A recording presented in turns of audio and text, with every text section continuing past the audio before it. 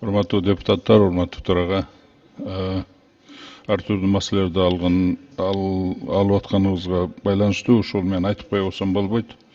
Мына эмеде Лейлек району менен чек Тажикстан территориясында Жиделик деген кыргыздын айылы бар да. Ал жерде нукара бүт кыргыздар жашайт. Ал жерде приблизительно бир 2000ге жакын үй бүлө жашачу да кыргыздардын. Анан акыркы 22-21 жылдарда окуялар менен пандемияга байланыштуу ошол кыргыздар мындайча айтканда кароосуз калып, кысымга алынып, көбү ал жерден чыгып кеткенге, качып чыгып кеткенге аргасыз болуп атат да, айрыкча 21-22 жылдары. Ошол жерде азыр эми ошол Жиделикте где-то бир 10-15 эле үй бүлө калды да кыргыздардын. Калганы баардыгы ал жерден качып чыккан. Үйлөрүнү сата албайт. Себебиден ал жерде эч ким сатып албайт. Ошондой шартка коюп койгондордон мындайча айтканда үйлөрүнү, жайларыны ошол жерде кылымдап жашаган жерлерине таштап чыгып кетке аргасыз.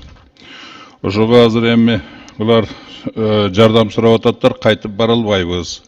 Ошого бизге жардам берсеңер дейт. Анан кандай жардам берет? Мына Чүйдөнбү же Кыргызстан кандай бир территориясынан бизге деле жер берип, биз ушул жерге жайгашсак. Себеби деген көпчүлүгүбүз биз уже Кыргызстан жарандыгын алганбыз деп кайрылып атышаттар да.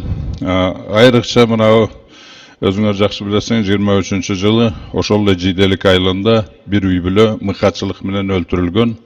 Ал эми ал жерде ким өлтүргөнүн эч ким изилдеген жок. Тажик тараптан жанагы көз кысты, бармак кысты менен ошону менен тайынсыз болуп калды. Ошондон кийин бардыгы коркуп качып чыга баштады. Ошого ошол протокольный поручение берип, Нурланбек Турунбекович, протокольный поручение ушул маселелерин карап койсолор, кандайдыр бир жагына чечиш керек да. Ошон протокольный поручение берип койсоңуз, Нурланбек Турунбекович. Мен муну эмеге тапшырып коеюн азыр эле аппаратка. Чоң рахмат.